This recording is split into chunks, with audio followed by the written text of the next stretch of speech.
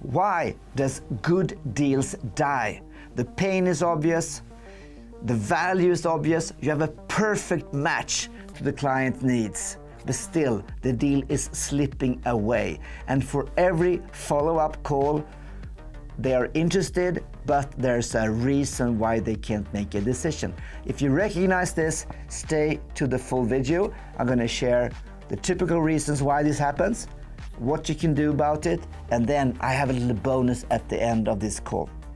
My name is Jens Edgren. I am the author of the book, The New MEDDIC, Sell More Faster. So, the brutal truth is, despite that everything is correct in the deal, theoretically, if you put it through ChatGPT or any other model, you're going to see it's a perfect match. Still nothing happens. Why? Well, I've been listening to many calls the last month through digital assistant apps, sales apps. If you don't have one, please get one. And it's so typical that sellers today spend a lot of time with really smart, knowledgeable customers who are looking for technology specifications. They want to see demos, they want to see trials. I do work with a lot of SaaS companies.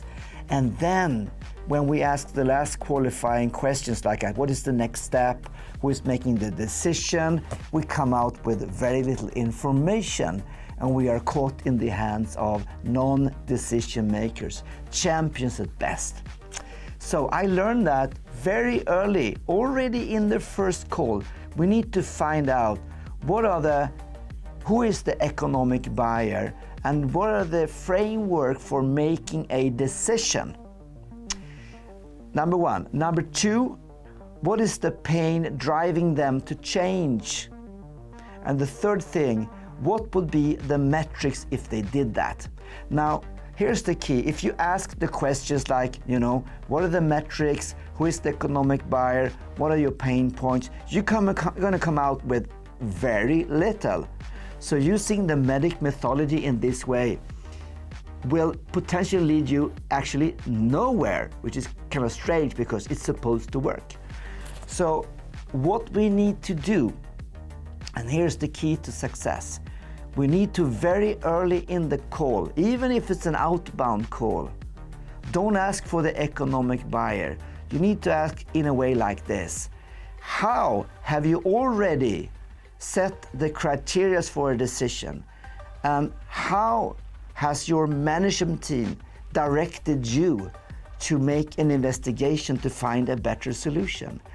And if you look into the future, what will be the value that you will get from this or similar solutions? And if you compare that value with the stuff you are running today, what do you see would be the difference? And then if you would put a metric on the difference, what would that be?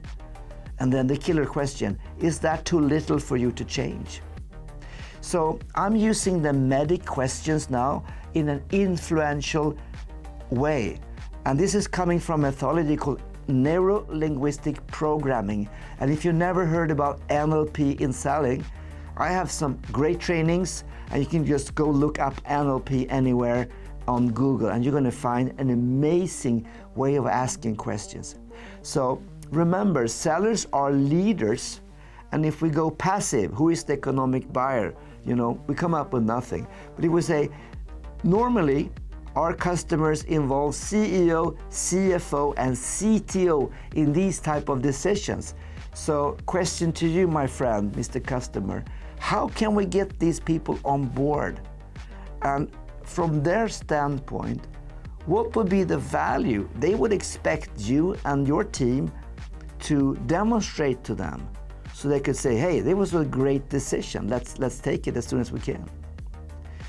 Now, another thing I just want to share with you real quick here, that everybody in selling knows that we have to find the pain of the customer, right?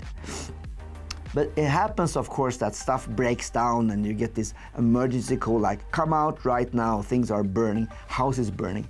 But more often, the customer has a vague sensation of, well, maybe we can do better.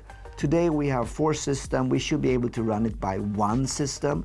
And that vague feeling of things are not as good as they should be, hey, it's not enough to drive change. Honestly, it's good, but it's not driving change. And you can see that when some of your deals are slipping because customer says, well, not right now, or after summer, or we got some other stuff to do. It's a sign that the pain is not strong or real to them. The key to finding pain is always in the future. Think about if you have a stone in your shoe, horrible thing, and you're supposed to walk 5 meters, maybe to the door, maybe to get the post or something. You cannot survive 5 meters with a stone in your shoe. But imagine you're gonna run a marathon. Imagine you're gonna take a walk for 12 hours. Now then, it will be really painful. So what you have to do is you have to ask the customer about the future state, and we call it future pace in LLP.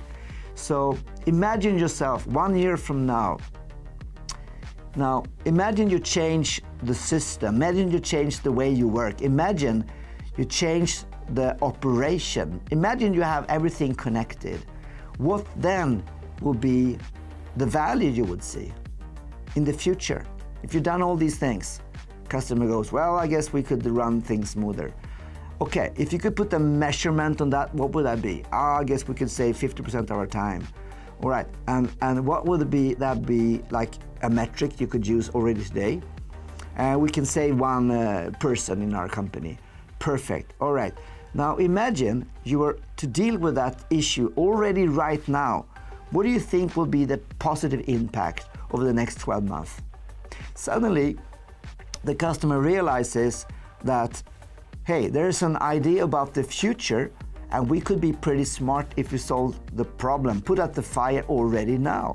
Because the consequences of having that stone in the shoe, or driving a car on 3 wheels, or having 4 systems when we can get by 1, or paying excessive licenses to various vendors, if we take action now, hey, we're gonna be smart, we're gonna save money, and we're gonna look so good. Now that is the best value proposition ever. To come up to the boss and say, hey, I got this great idea that already before summer this year, we're gonna save a ton of money.